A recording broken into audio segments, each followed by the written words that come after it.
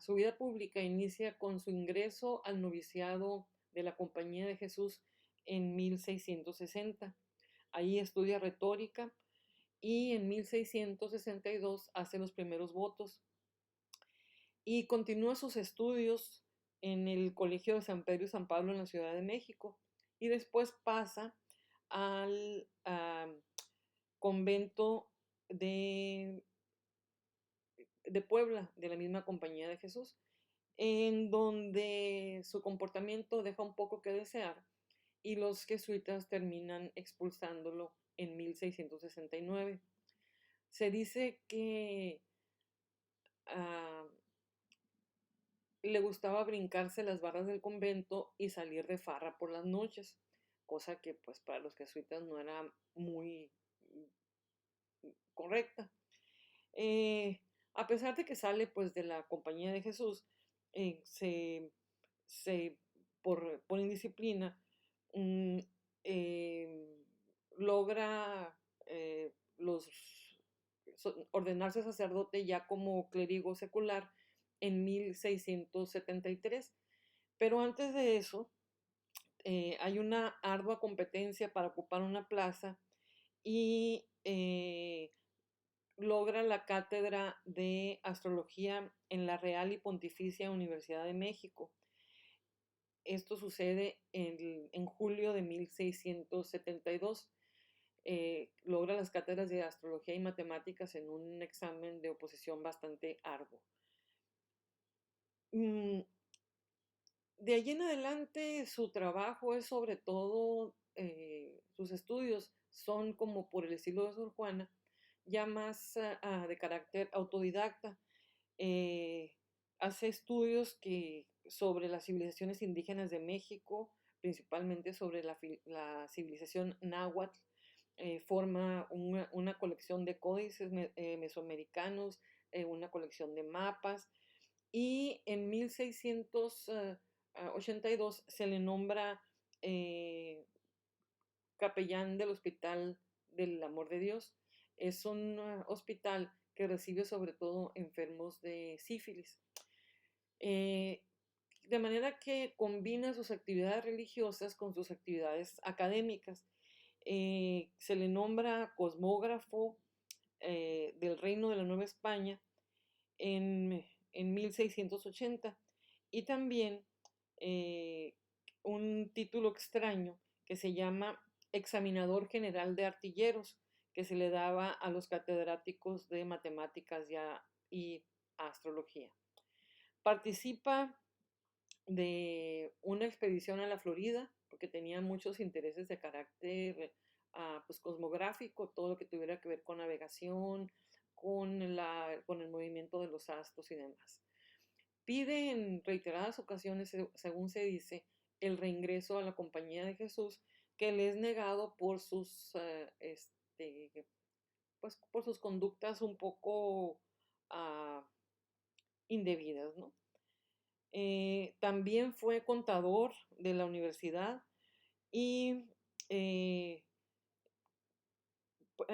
los últimos momentos de su vida, en 1699 recibe el título de corrector general de libros del Santo Oficio de la Inquisición de la Nueva España y en ese mismo año, en 1700, el año de su propia muerte, lo reaceptan en la Compañía de Jesús, pero ya cuando estaba enfermo y pues sus funerales se realizan en la iglesia del Colegio de San Pedro y San Pablo, perteneciente a la Compañía de Jesús, y dona toda su biblioteca y sus instrumentos científicos a dicha compañía. Sor Juana, su amiga, le dedica este soneto que dice: dulce canorosis de mexicano, cuya voz si el estigio lago oyera, segunda vez Eurídice te diera, y segunda el delfín te fuera humano, a quien si el Teseo muro, si el tebano, el ser en dulces cláusulas debiera, ni a aquel que el griego incendio consumiera, ni a este postrara alejandrina mano. No al sacro numen con mi voz ofendo, ni al que pulsa divino plector de oro. Agreste vena concordar pretendo, pues por no profanar tanto decoro, mi entendimiento admira lo que entiendo y mi fe reverencia lo que ignoro. Sor Juana elogia de una manera extraña a su amigo eh, Sigüenza, llamándolo dulce canoro cisne mexicano. Pues ustedes bien saben que un cisne no es un ave que canta, sino que es un ave que grazna. Entonces, pues como que el elogio no es muy elogioso. Sin embargo, en el terceto final dice, pues por no profanar tanto decoro, es decir, por no dañar tanto bien, explica, mi entendimiento admira lo que entiendo. Es decir, Sor Juana admira lo que sabe este sabio. Y mi fe reverencia lo que ignoro. Cree en todo lo que él dice, aunque ella lo ignore. Es un poema que habla de esa amistad y de esa relación entre estos personajes del barroco mexicano. Hay un momento especial en la vida de Sigüenza. Nuestro Sigüenza con este rostro mestizo, con este rostro que aunque criollo pues se ve bastante más mexicano que español, frente al padre Eusebio Quino, que como podrán ver pues es un poco más rubio y distinto, ¿no? El caso es que Sigüenza, nuestro barroco mexicano, se encuentra con el padre Francisco Quino en una tertulia.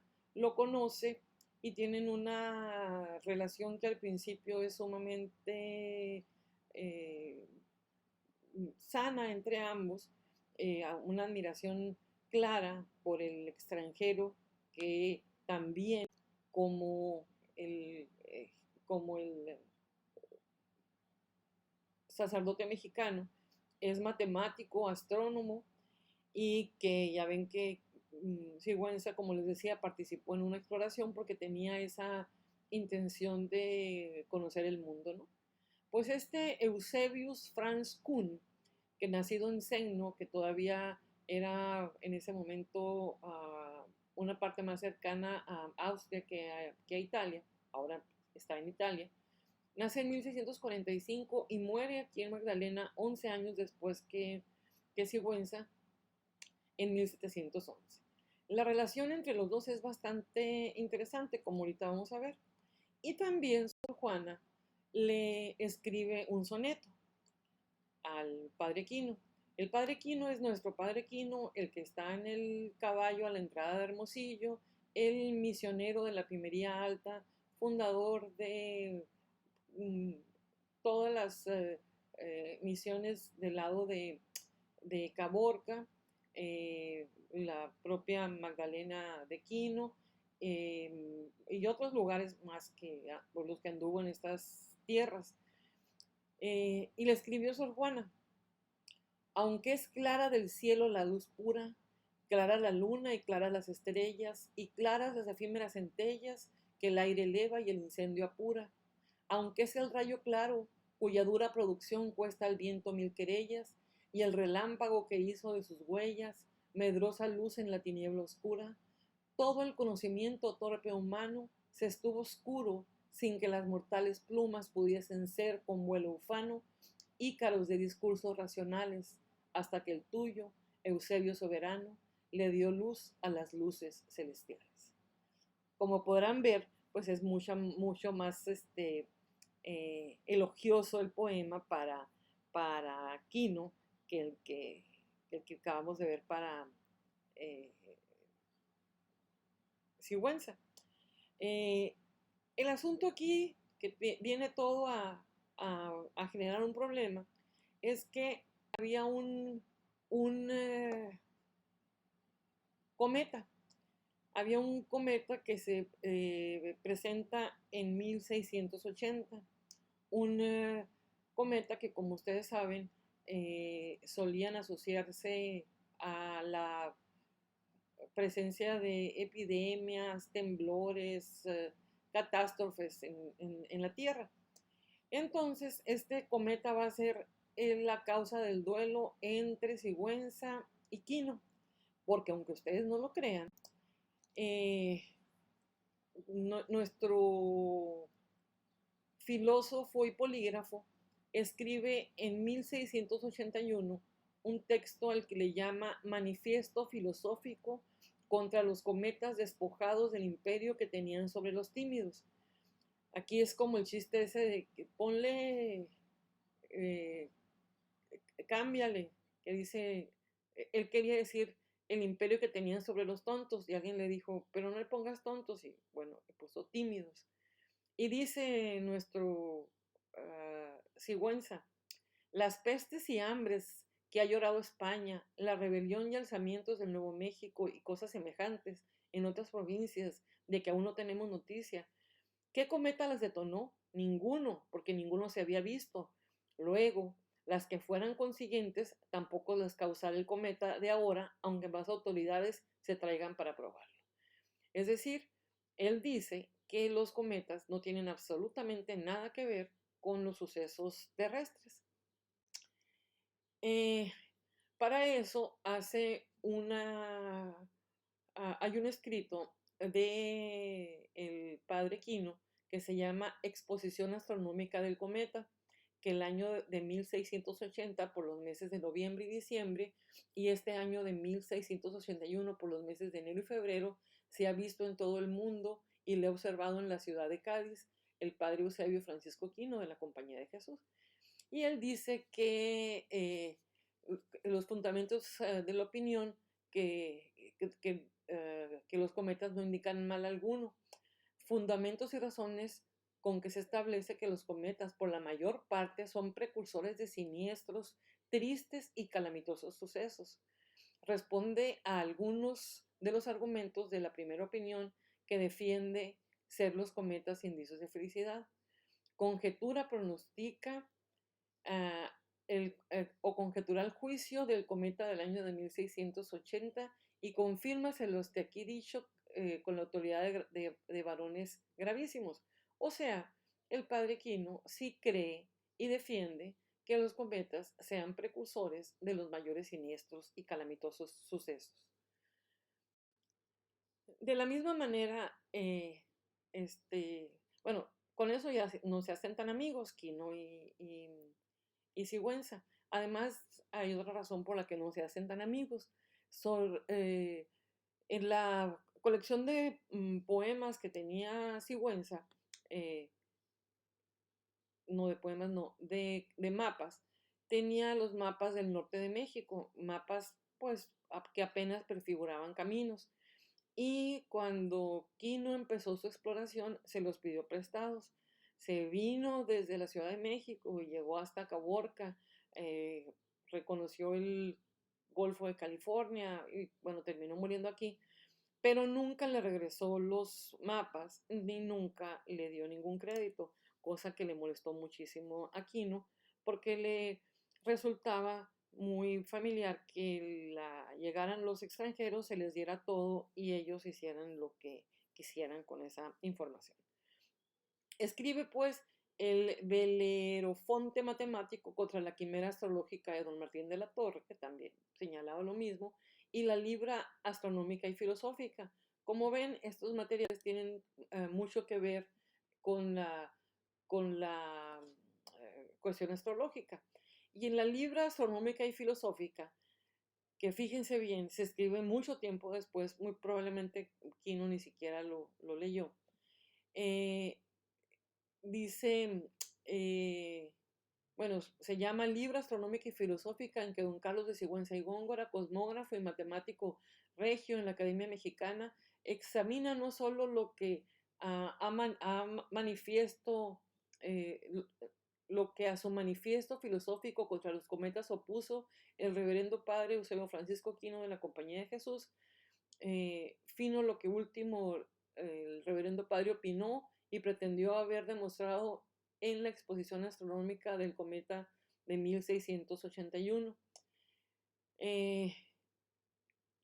Esto es posterior, ¿verdad? Y dicen, habiendo hecho ver que los cometas no son lo que se imagina, concluyo que son cuerpos tan antiguos como el mundo, que por las leyes del movimiento según las cuales gobierna Dios la vasta máquina del universo, están forzados a pasar de tiempo en tiempo bajo el alcance de nuestra vista y a reflejarnos la luz del sol modificada de tal suerte que percibamos un largo reguero de rayos delante o detrás de su cabeza. Su paso por nuestro mundo no es consecuencia alguna, ni para bien ni para mal, no más que el viaje de un indio por Europa, permitido es, sin embargo, a cada cual, según los movimientos de su piedad, mortificarse a la vista de este fenómeno. Esto último lo señala porque la gente, y especialmente los religiosos, solían hacer uh, pues alguna clase de sacrificios, a flagelarse y demás, porque había este tipo de cosas, ¿no?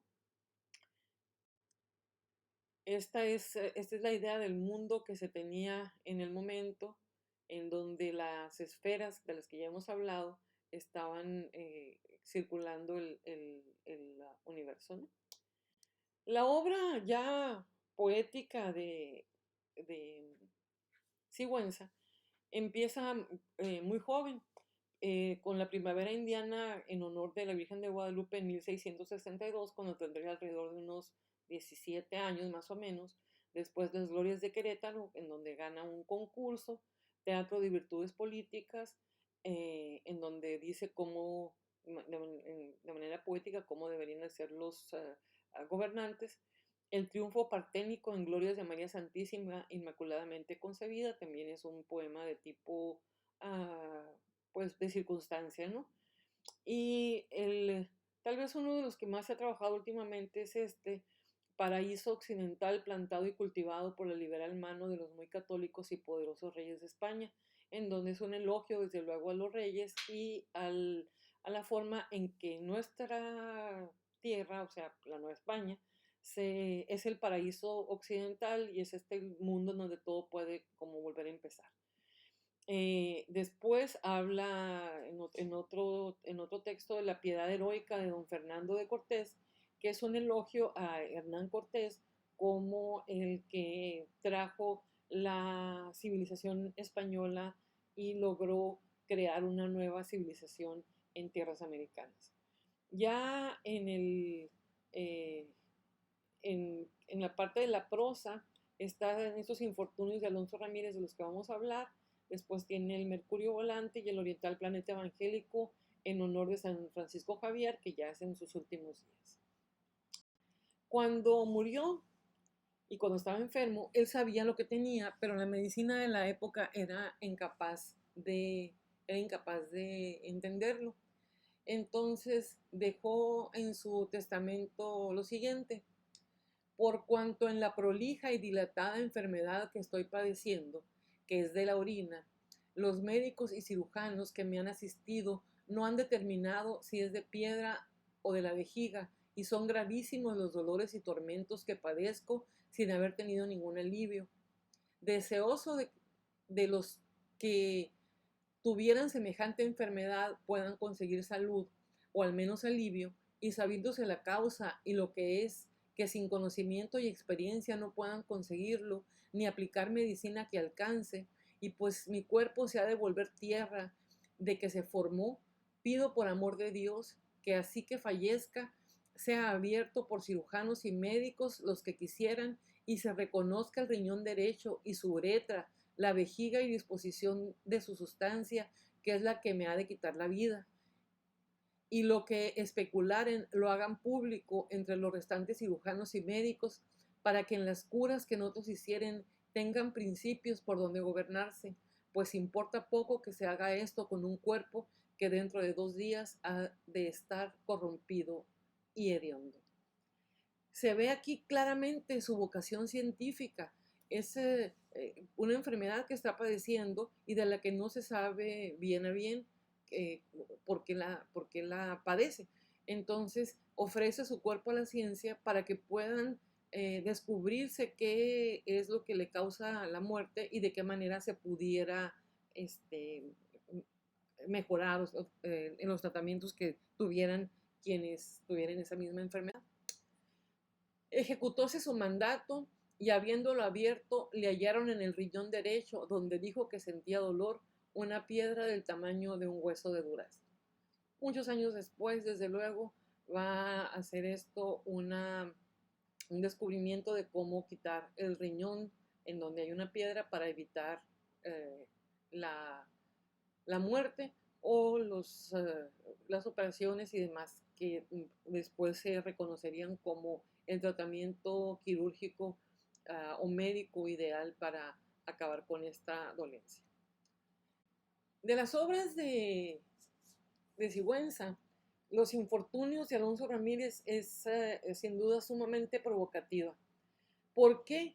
Porque en su filiación se pueden encontrar rasgos de la picaresca, del relato de viajes y crónicas y relaciones de la conquista. Los modelos de la picaresca, porque recordemos que Alonso Ramírez, natural de Puerto Rico, viaja a México a buscarse la vida, dice que le roba el cuerpo a su patria y se va a México, se viene a México y va de amo en amo con muy poca suerte en cada situación.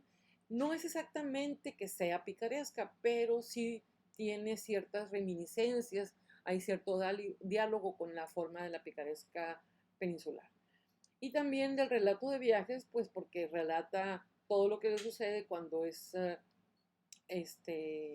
apresado por los piratas ingleses y todo lo que pasa hasta que regresa a la Ciudad de México.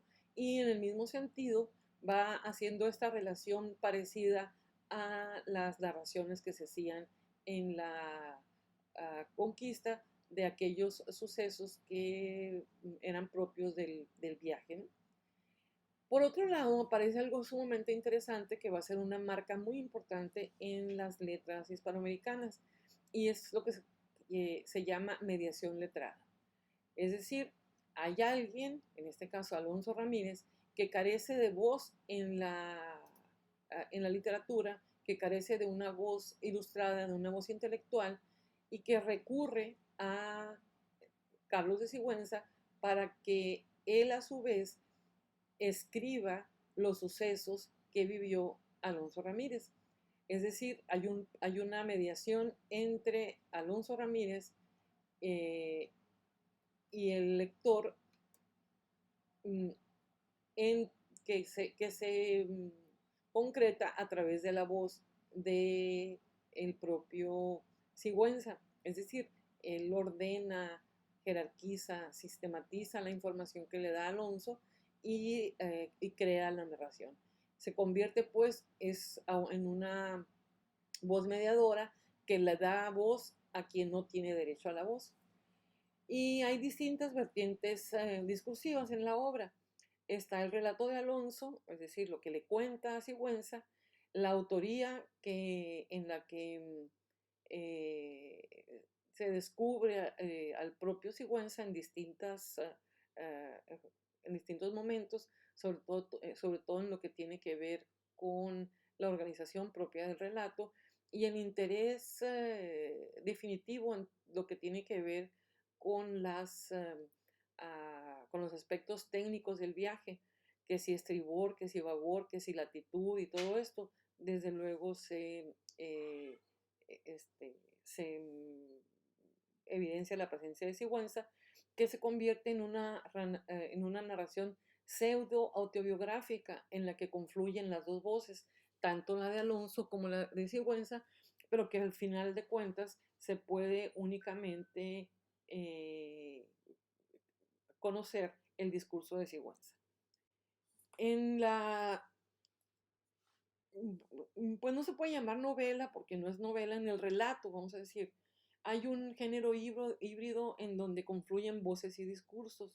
Por un lado está la historia y la ficción, tanto la manera en la que lo narra Sigüenza como en la que lo narra Alonso, hay, hay una ficcionalización. Es una ficcionalización natural propia en el relato de Alonso, que trata de magnificar los infortunios por los que ha pasado, y también en la forma en la que organiza el relato el mismo Sigüenza. Es evidente la voz de Sigüenza en el conocimiento cosmográfico, de geografía y de navegación. Lo que es interesante es que se construye un discurso criollo, un discurso que ya no es el discurso propiamente peninsular, porque habla de la marginalidad que se vive en esta tierra, de la marginalidad a la que pertenecen tanto Alonso, que es pobre, como el propio Sigüenza, que aunque más mm, poderoso, por decirlo así, no alcanza a ser parte de la organización gubernamental propiamente, ¿no? Entonces la historia de Alonso se convierte en un pretexto para este intelectual mediador que construye esta imagen de lo criollo. La marginalización es evidente porque viene de la periferia de Puerto Rico, nuestro Alonso Ramírez, y se representa esta situación de marginalización económica de la sociedad de la época, las penurias que pasa al caer en manos de piratas, el ejercicio del autoexilio. Dice que le va a robar el cuerpo a su patria y se viene a la Nueva España, y que repercute en la identidad social, la pobreza, el desplazamiento y los sentimientos generados por Alonso van a dar una actualización a la picaresca. O sea, hay rasgos de la picaresca, no es exactamente la picaresca clásica, pero la necesidad de sobrevivencia lo va llevando de amo en amo y va haciendo que como último castigo se vaya a las naos, ¿no? Eh, Como efecto discursivo, entre otros, podemos ver que Sigüenza dramatiza la dualidad ideológica criolla, promueve el respeto y la aceptación de los principios básicos virreinales, habla de lo que tendría que ser, incluso habla sobre sí mismos en ese sentido. Se asume como juez, fiscal y acusado en el discurso, y todas las peripecias y el tránsito constante de Alonso permiten deconstruir la sociedad virreinal. No es la sociedad del paraíso occidental, sino es una sociedad desigual, en donde las oportunidades no se dan, y los infortunios de Alonso Ramírez se convierten en algo narrable, porque logra sobreponerse a todo lo que tiene en contra. Y de alguna manera Alonso se está quejando de su propia vida al contar lo que le ha pasado, y Sigüenza coincide con esas quejas y reclamos porque es criollo y pugna por el reconocimiento social y económico. Para Alonso, la pluma de Sigüenza es el instrumento de denuncia. Para Sigüenza, la voz narrativa de Alonso es el vehículo para expresar su inconformidad por la mala remuneración de su trabajo y exaltación de sus méritos. Hay el inconformismo criollo que va a ir creciendo con el tiempo. Las sucesivas versiones orales que da Alonso de su historia cumplen una multiplicidad de funciones sociales: recibir favores, rendir cuentas, abogar por su vida, medrar, entretener.